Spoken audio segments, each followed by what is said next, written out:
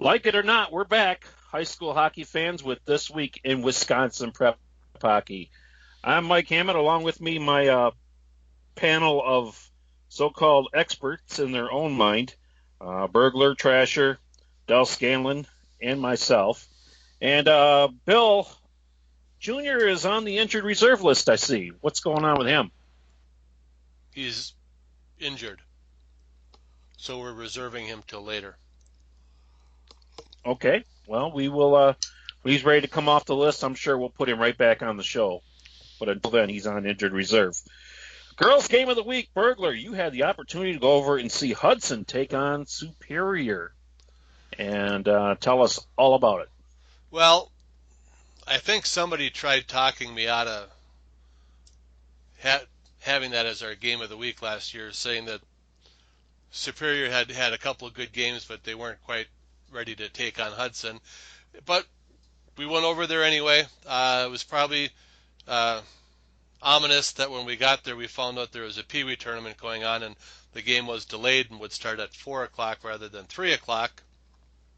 But it did start at 4 o'clock. First period went pretty much Superior's way. They outshot, or went Hudson's way. I'm sorry, went Hudson's way. They outshot Superior 18-3 in that first period, and we're up 2-0 at the end of the period. Goals by Rose Giblin and Lexi Nelson, and then in the second period, it kind of fell apart for the Spartans. Anna Wilgren for Hudson took over the game. She had a hat trick in the second period. About halfway through the second period, Hudson was up 5-0. Superior changed their goaltender. That didn't really help at all. It went from 5-0 to 10-0 by the end of the second period. Hudson added two more in the third period, and that was it. But it was pretty much Hudson. I was impressed. Our player of the week the first week, Addie Young for Superior, she did all that she could, to get Superior, on the board, or try to get things started for Superior. But Anna Wilgren is just too big and too strong and too fast and too much of a hockey player for Superior on that day. She dominated the game, both ends of the ice. Excellent hockey player. I'm sure we'll be hearing a lot about her later, as she led her Hudson Raiders to a 12-0 win in our alleged game of the week. Our boys' Game of the Week, well, that was a little bit tighter. Eau Claire North traveling down to Onalaska to the Omni Center to visit Tim Ebner and his Hilltoppers. Delmar, you had the chance to go over there and enjoy that one. Thanks, MJ. I got over there, and it was a very good game. The first period ended up scoreless, and I was actually paying close attention to our who was our reigning player of the week last week, Sam Stange, and expecting to see him on the board, and I saw him taking a few shots and everything, but it was a trio of sophomores that stole the show for Eau Claire North Huskies, and they scored the first goal in the second period as they brought it into the zone, and just a nice pass, and it was actually off, as I'm thinking about this one was actually off a face-off in the second period, where the face-off was won by Joey Kohler, brought it back to Zach Ertl, who took a shot, and it went 5-hole on Weiner to give the Huskies an early 1-0 lead. And about 10 minutes later, Onalaska was bringing the puck down into the zone, and it was Brennan Mason made a pass up to Boris Kaser. Kaser brought it down to the right of the Schreider. I got to make sure I was pronouncing his name right here. The Huskies goaltender, and took two defenders with him, and they left the Onalaska Hilltopper C.J. Lass open on the back door, and Kaser made a nice pass, put it into the net to tie the game at 1, and that's how we ended the second period. The third period, you saw Eau Claire North took advantage of a turnover in the defensive zone by the Hilltoppers, brought the puck in deep, made a pass out in front of the net to take a 2-1 lead. And once again, the Hilltoppers answered back with a goal late in the third period to tie it up, scoring the same way they did the first time. We went into overtime, and it was Erdl once again scoring the game winner to win it 3-2 in overtime. Very, very tight game, but the Huskies really outshot the Hilltoppers 45-25 during the game. All right, Del. So the Huskies go down there and get a road win. 3 sophomores. So it looks like this isn't just like a one-class blip on the radar for Eau Claire North. They've got young players and look like they're going to be a thorn in the side of the other Eau Claire team over there for a few years to come yet? They could be. I mean, the players were very impressive. They moved the puck around, and they know how to get their scoring chances. Yeah, but Bill, you know the other side of town, that other Eau Claire team is going to always get their game up to play the North Huskies for the next couple seasons. You can bet on it. Bergler, you will love to tell us about our players of the week, the girls and the boys player of the week. And the girls player of the week has a familiar last name. Well, I wasn't going to go there, but I will. Okay. I did. I know. Yes, I thought we could just talk about her in her own right, as a player all by her own self.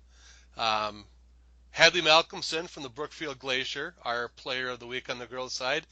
On Friday, she had 2 goals and 3 assists in a 5-3 win over Arrowhead. On Saturday, 4 goals and 2 assists in a 6-4 upset win over University School.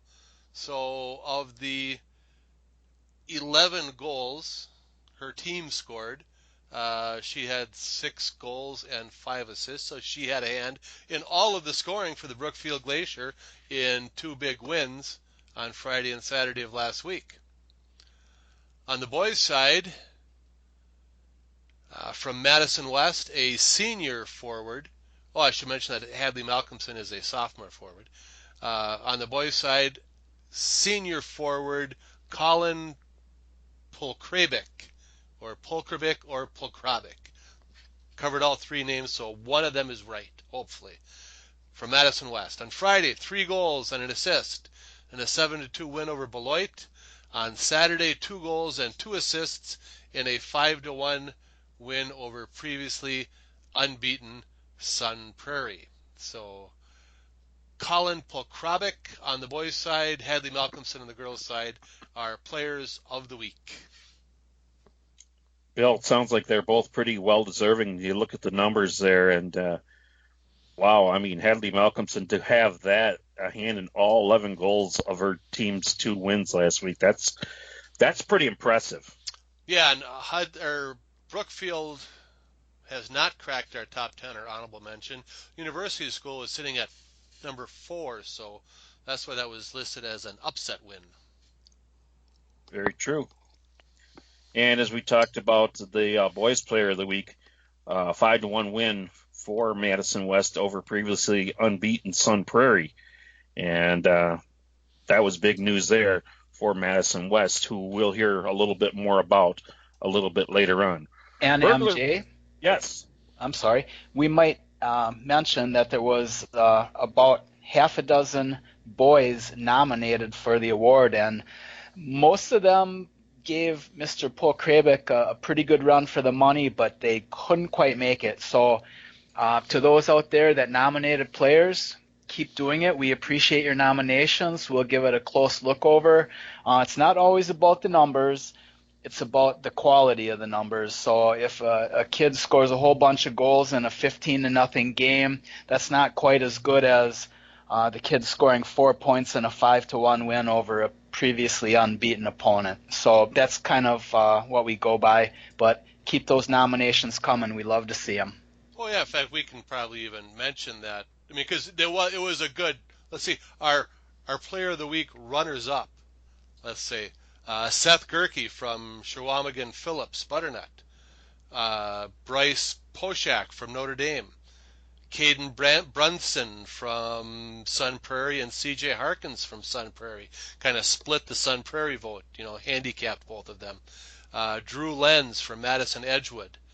On the boys' side. On the girls' side, nomination for Bailey Williams from the Western Wisconsin Stars. So a lot of quality nominees, hard to pick from, but we have to. But congratulations to all those other players on having outstanding weeks. Okay, thanks a lot, Bergler, for your input on that. And one of the things we also like about when we do Players of the Week, don't just say so-and-so had a nice game. Give us, make a case for it. And that always helps out a lot. Our Patreon question, we do have one. Bergler, would you like to go ahead and open the forum on this one? Sure. This came from Patreon's patron. Patron? Okay. Egan Ahern. Which players and goalies... I don't like the way that's worded even. It's like goalies aren't players. But anyway, which players and goalies have been impressive so far this season? All right, yeah, goalies aren't real hockey players. We can say that. Which players and goalies have been impressive so far this hockey season? I can tell you, I can look at a lot of stats and stuff. I can tell you two that I have seen on the girls' side. Anna Wilgren, who I just saw on Saturday, very impressive hockey player. On the boys' side, yeah, I say that and then I'm drawing a blank. Hoyer. What was his first name? For Stevens Point in the first game, scored the first goal. Dane Hoyer. Dane Hoyer. Very impressive as a sophomore. Speed, hands, agility, complete package. Excellent player. Those two guys have stood out, or those two players have stood out for me so far this year. And we can look at the stat sheet, like you said. It's a little easier, a little more objective, subjective, whatever. I always get those two mixed up for some reason. But Alex Cohen for the Hudson Raiders is a junior. He's taken over from last year's goalie Anthony Howard and has done a nice job. He's got a goals against of less than 1 and a save percentage of .955. And a kid that Egan Ahern has probably never heard of, Colin Ahern, I think his name is, Fond du Lac Springs. He's done a nice job too. Garrett Larson from Waukesha's in the top 10. Trevor Hudacek from Eau Claire Memorial's up there. And a couple of the players versus goalies. Robbie Newton is leading the state in scoring with 23 points.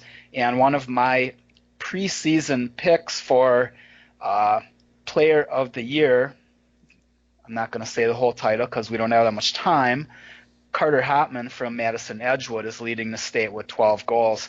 On the girls' side, I've seen one girl that always impresses me when I've seen her play, and that's like 3 times, is Eden Gruber. She's a sophomore forward for the Central Wisconsin Storm. She's a really nice player. Goaltender Pistol Cowden for the Wisconsin Valley Union is having a heck of a season so far. She's very impressive every time I've seen her play. So that's my contribution to this discussion, guys. Del, MJ, what do you got?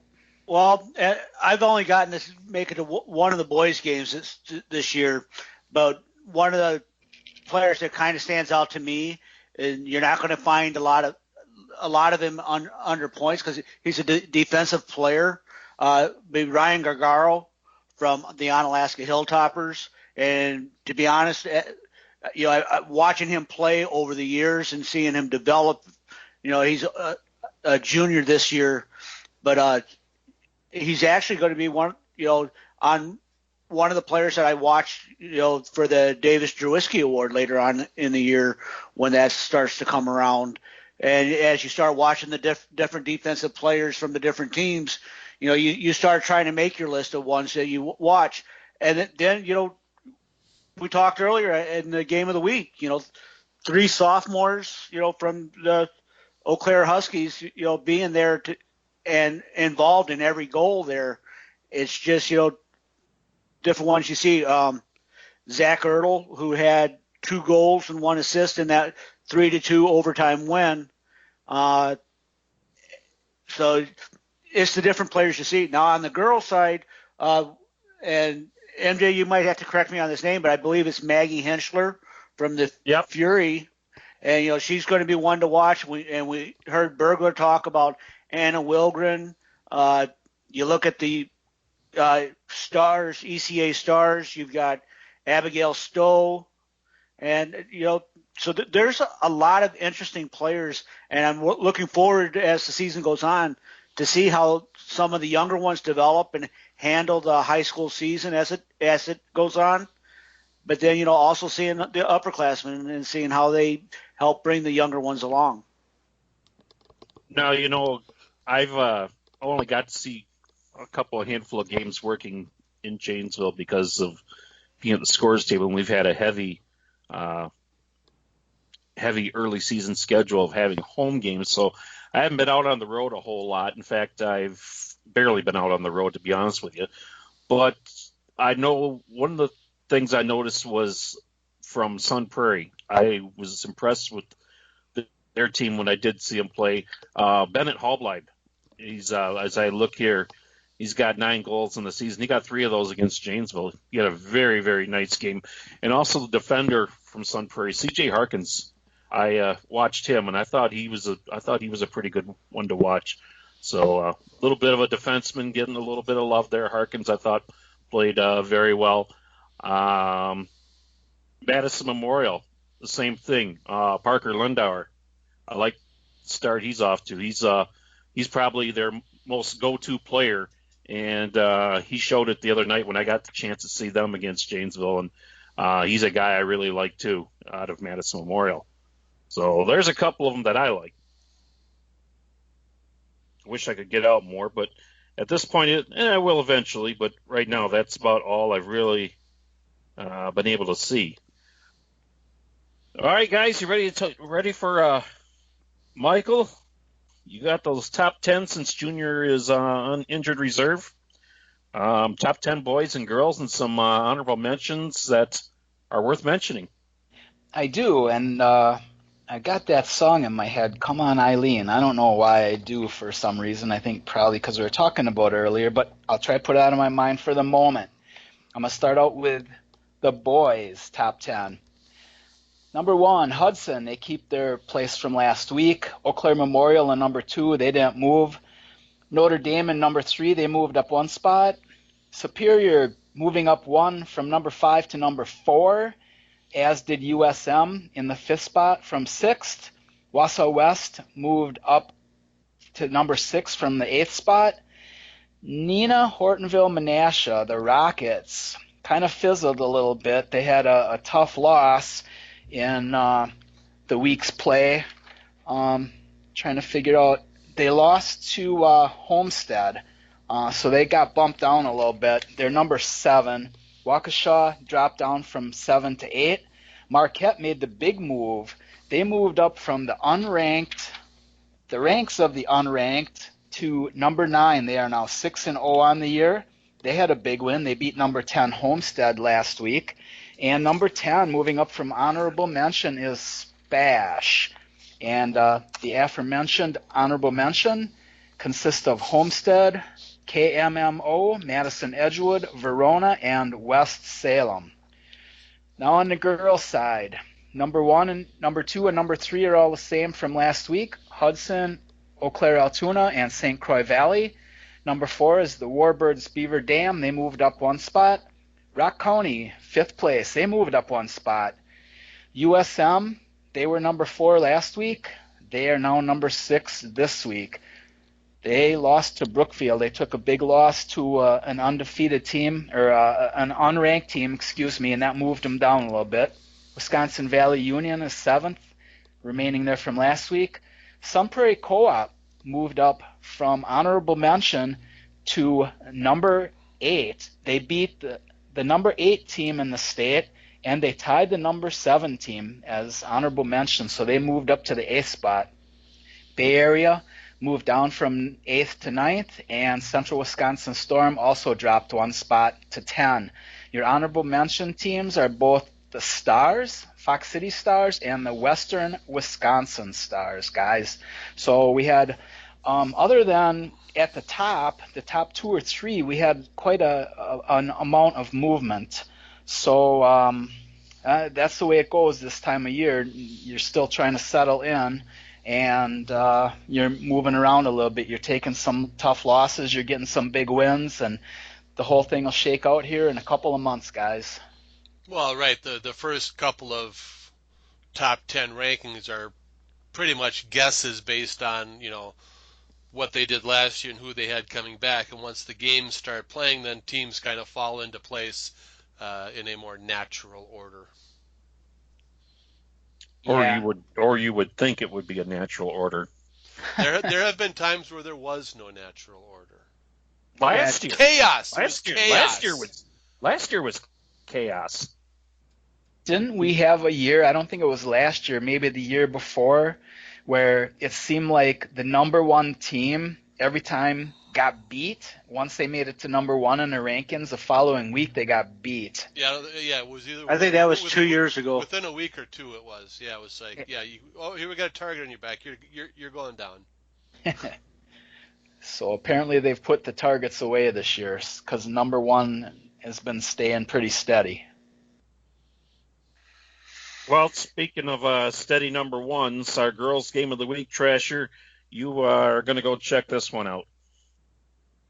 I am going to go check it out. I'm going to cruise over to Hudson for Thursday night matchup between the number 1 Hudson Raiders and the number 2 Eau Claire Altoona Stars at the Hudson Sports and Civic Center. As I said, that was the number 1 and number 2 teams in the state, and also, very importantly, it's a Big Rivers battle for supremacy. Last year, actually, Hudson went undefeated in the conference. They went 6-0, winning it. The Stars were second with 4-2. There are only 2 losses coming, of course, to Hudson. So Stars going over there looking for a little bit of revenge, perhaps. And as Dell had mentioned before, Abigail Stowe is a nice player for them. They also have the Keeson girl, Ava Keeson. I don't know if they've gotten Charlotte Ackervik back yet or not. That would be a big plus if they do get her back. And they also have a young goalie, Naomi Stowe. I believe she is a freshman, and she's been doing a nice job for them this year. Certainly hasn't had too many jitters stepping up to a big-time game, a big-time team for the Stars, and doing quite well. Michael will have pictures and a game report on that one. That comes up Thursday night. The ECA Stars going to be in Hudson to take on the Lady Raiders. Is that what they're called, the Lady Raiders? We just call them the Raiders. No, okay. I think they're the Raiders. The Raiders. But if they were the Red Raiders, they might be asked to change their name. But as long as they're just the Raiders, that's okay. The Raiders. The old Howard Cosell. The Raiders. I was thinking Chris Berman. Yeah. Booma. Boys' game of the week. Going to be down here in the South. As in the Big 8, we got a matchup of Verona taking on Madison West at 7:30 on Friday night. Big 8 battle West off to a nice start this year. They beat Sun Prairie last week, and Verona's been hot and cold all year so far. They haven't won back-to-back games. I got a feeling they're going to by this time on Friday. But this should be a good test for Verona as they take on Madison West. We'll have pictures and a good story about that one. Friday night, down in Madison, the Big 8 battle between Verona and Madison West. I will be there to bring it to you right here on Wisconsin Prep Hockey. Pictures and a story. If Lori lets you. Why wouldn't she? Well, I don't know. You're the one who brought it up. Why wouldn't she? Okay. I'm the man of the house. She just walked in the door. Okay. Guys, Trasher kind of must have really had some spare time because he jotted down a few games this week that are some, as he calls them, interesting matchups. And Delmar, I see that on the girls' side, there's a couple of them that he has written down. Anything you want to elaborate on at all?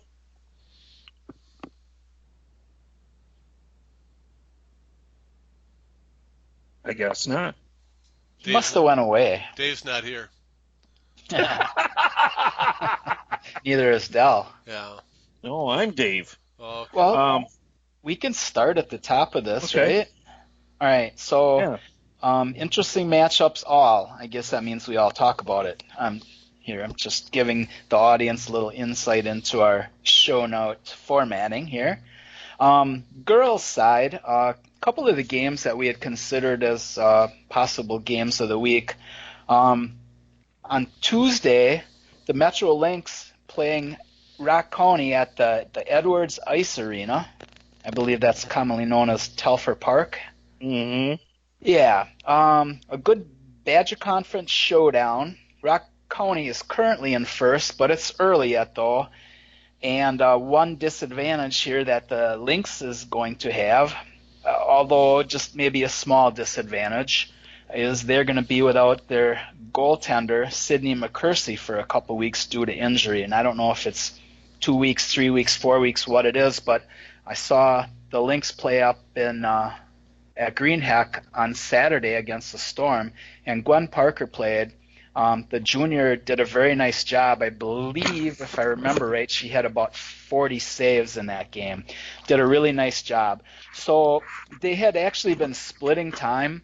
I know McCursey was the big name. She had been last year, had, I think, gotten more playing time. But so they're going to be without her, so that'll give Gwen Parker a chance to play. They got a nice team. This would be a pretty good contest, I think, at the Edwards Ice Arena, the Lynx and Rock County.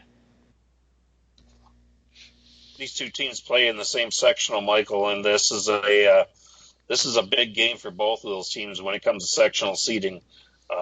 This one may be one of them that each team points to. Yeah, and other games of note that you may want to take in if you're in the area on Friday. We've got Hayward making the trek all the way across the state to play Bay Area at Cornerstone on Friday. On Saturday, a couple of games. Central Wisconsin heads west, plays St. Croix Valley at the Wildcat Center at 2 o'clock afternoon start. And Viroqua will be playing the Metro Lynx at the Madison Ice Arena Saturday night. So those are some other interesting games on the girls' side. Boys' side games, looking at Tuesday, Spash is going to be taking on Northland Pines at 7 o'clock, and Madison Edgewood is at Madison Memorial at 7:30 on Tuesday night. That's another one of those interesting matchups that bears mentioning. Also on Thursday, Notre Dame goes over and takes on Stevens Point at 7:15. That should be a pretty good matchup. And Nino Hortonville Menasha takes on those Anago Red Robins on Thursday night as well. Bill, anything you want to elaborate out of those first couple games? Just that I think that Nina Hortonville Menasha Anago game is a Friday night game, if I'm not mistaken. And if I am, it would not be the first time. I tend to be mistaken a lot. Well, I could have done a little errant copying, cutting, and pasting and might have put it in the wrong slot. It's very possible. Trasher, you don't make mistakes. I make errors. Yeah, it's a Friday night game. I think I may have to take that one in. I've been a fan of the Nino Hortonville Menasha Rockets and what's his name? Man, I am horrible with names. Alec Elkin. Alec Elkin. Yeah, my preseason pick for Player of the Year. Alec Mhm. Elkin, I can't remember his name now. So yeah, Well, be you fun you to just watch turned him play. 60, so I know we'll give, everything we'll give is you a break. it all goes downhill fast Mhm. here.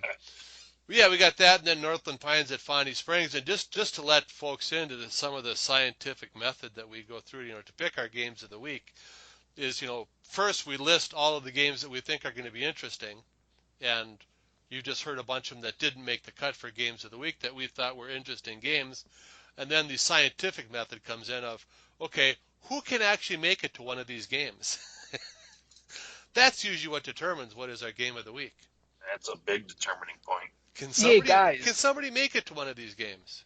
here's a point. Maybe we can make a special request, perhaps. If we ever have like this monster game that nobody can go to, here's kind of a thought that I just had. Well, Maybe we've done that in the past where we've we gotten can we can find somebody, a correspondent, to take it on for us. we've done that before. Did that work out, Oh, you yeah. think? Yes, it did. So we wouldn't. In the 50-some years we've been doing this, we've tried every little gadget that there is. That we one has wouldn't. worked. Yeah. Okay. Shit, that makes me. Let's see, 91. Holy crap. Yeah. Anyway, so we wouldn't be averse to doing that, right? Then if, like, say, number one Superior was taking on number two New Richmond up in at Westman, we could send somebody up there, or grab somebody from the area and maybe have them write a story for us. It's been known to happen, and it's worked quite well. But yeah, otherwise, like I said, we usually, who can get to a game. That's why you end up with a lot of, games that Anago has their game of the week. Anago and Wisconsin Rapids. Because it's only 4 blocks away. He can walk there, folks, Yeah. believe it or not. Yeah. He If doesn't ever, but No, like if MJ couldn't do the Madison West at Verona game, well, boy, Nina Horton of Menashe, Anago looks pretty good. I can get over there. yeah, exactly. All right, guys, Exactly. we got another Patreon question. And it comes from Jeff Sauer. Jeff says, outside of Hudson and Eau Claire at this time, do you think that there is a lot of parity this year? Do you think this is ironic with the two divisions looming?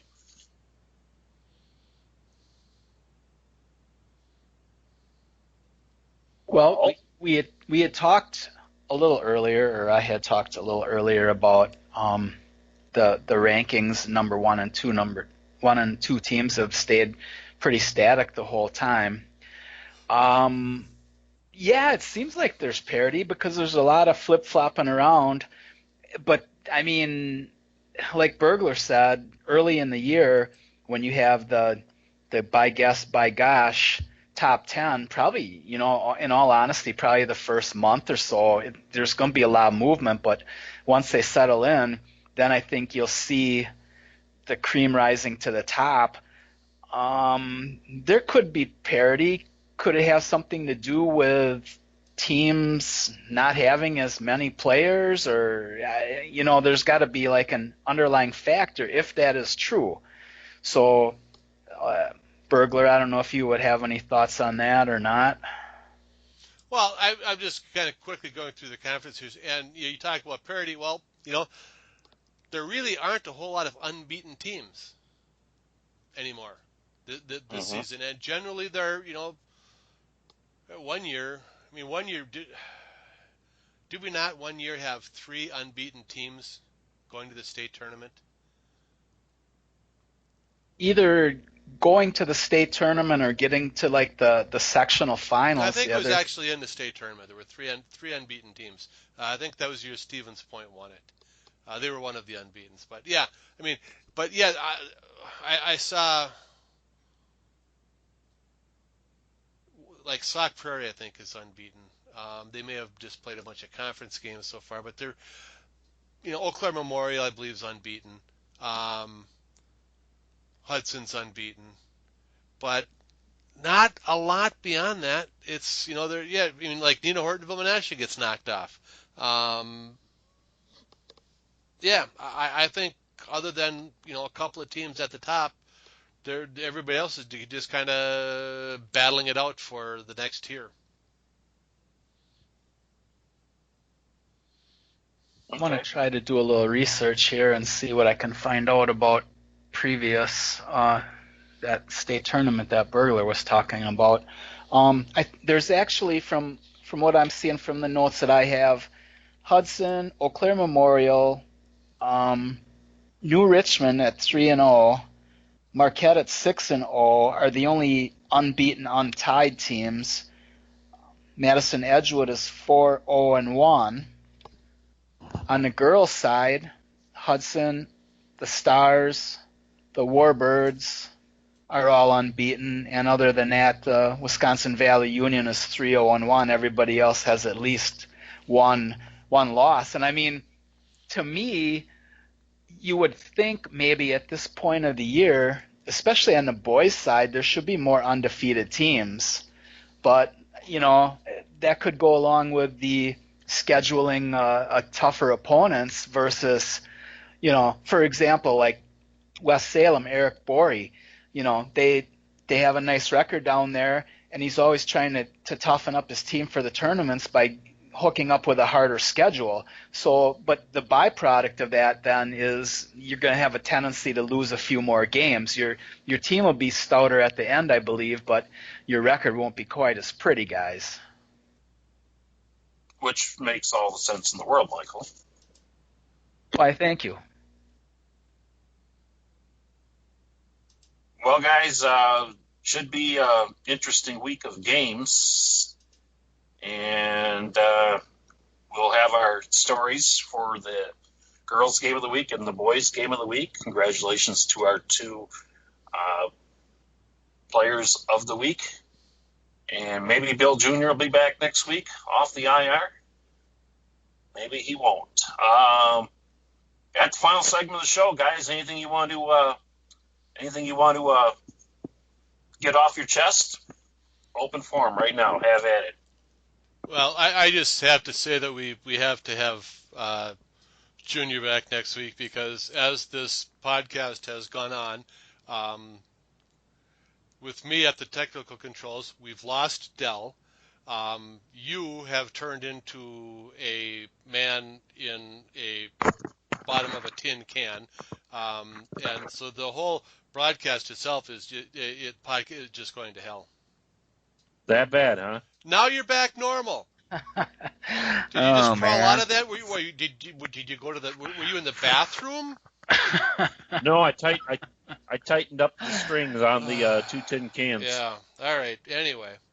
Yeah. Let's cut our losses here. Well, one of the things I've got that I want to talk about.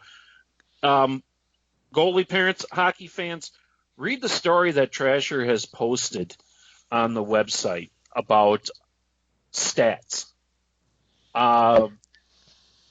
Michael, you sent this out to all of us, and I read it, and I figure probably all of us read it, and it sure makes a lot of sense, and I think it was pretty important that you went ahead and passed it along. And you want to give a little bit insight on it quick? Well, you told me to post it, so I did. It was actually a piece written by the guy that covers the North Dakota University of North Dakota. I can't think of his first name.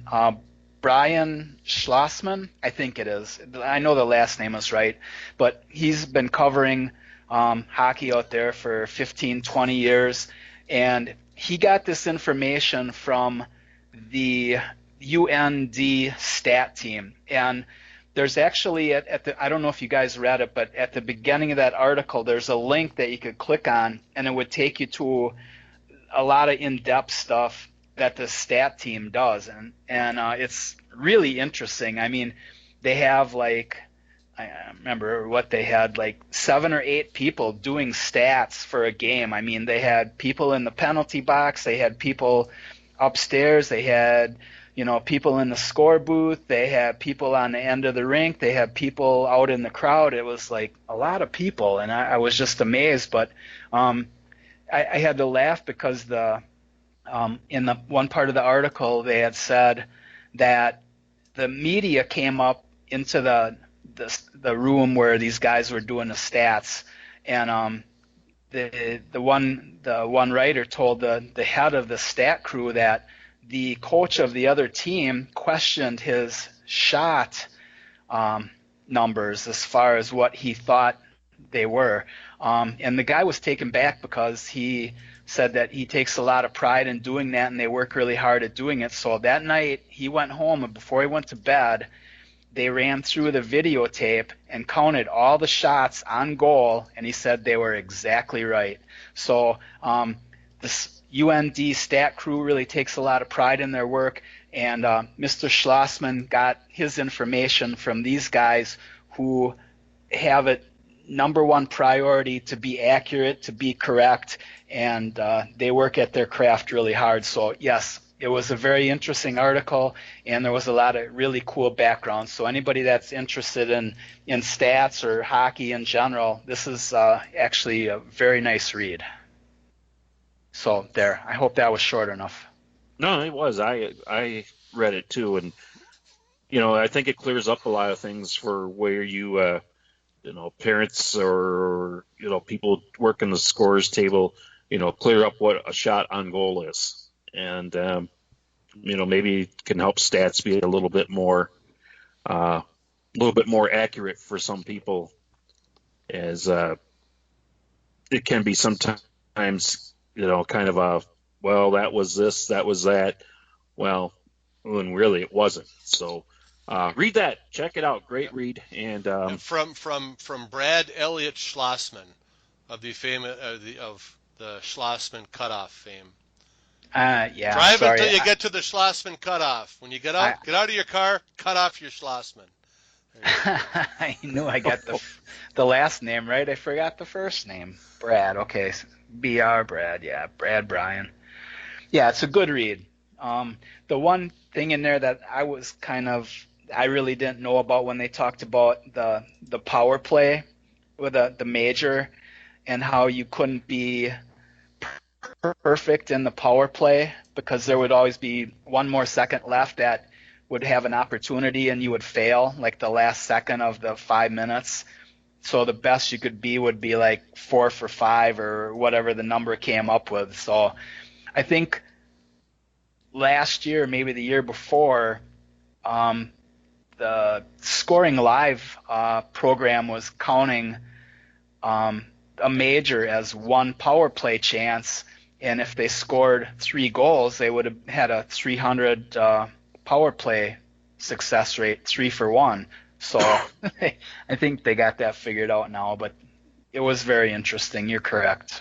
That is a very interesting one. Number one there is take a look at it on the major power play. But anyways, check it out. Michael's got it on the front page there. And read it, and you may learn a thing or two. So, guys, anything else you want to let everybody know about, or you think this train wreck's coming to an end? We could talk about Patreon again. We want to thank our patrons of Patreon that have supported us so far this year. And if anybody else is interested or is wondering what it's all about, you can just go on the website, and I believe it's on the front page, upper right-hand corner. There, I believe there's a button that you can click and find out a little bit more about it. We really appreciate your support. It helps us get out and about and do our job. It makes it a little easier for our wives to stomach the fact that we are going away from them sometimes when they would rather have us by them, especially if we get like a dollar or two that we could buy them a trinket or something. So check that out. It helps us out. You're supporting what we think is a really good website. Obviously, we do, otherwise we wouldn't be doing it. And we appreciate your support, as always.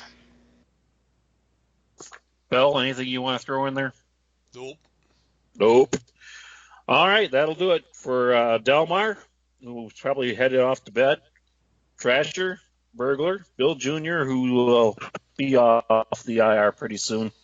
I'm Mike Hammett. Catch you next week on This Week in Wisconsin Prep Hockey.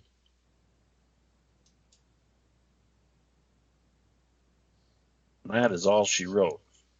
Yeah, I think you got to do Come On Eileen as the bumper. We've done that one before, haven't we? Maybe not this year, have we?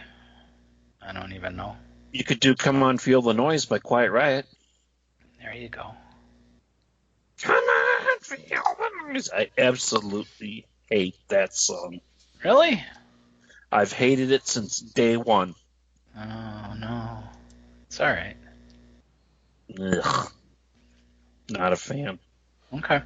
All right, so I got Friday night. Okay, I will take care of that. You got Friday night. Hey, Bergler, Yeah. can you plug in the players of the week and the game of the week? Would you have time to do that? Yeah. Are you going to stay up for a while? Sure. And I'll do the top 10.